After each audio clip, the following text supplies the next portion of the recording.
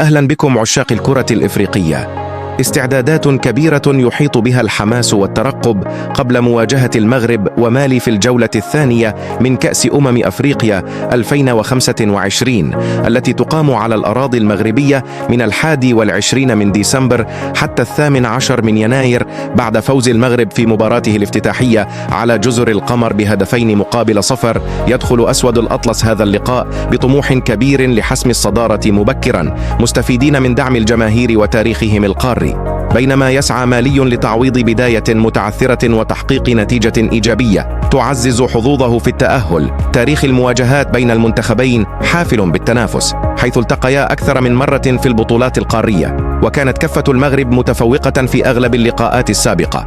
التوقعات تشير إلى مباراة مفتوحة قوية يعتمد فيها المغرب على التحكم في اللعب وتنوع الهجمات، بينما سيكون على مالي الاعتماد على الانضباط الدفاعي والتحولات السريعة. الفوز هنا قد يكون مفتاح التأهل للأدوار التالية، مما يزيد من حدة المنافسة لموعد الجمعة 26 من ديسمبر 2025. التوقيت 21 بتوقيت المغرب، 22 بتوقيت السعودية والإمارات. الملعب المجمع الرياضي الأمير مولاي عبد الله في الرباط.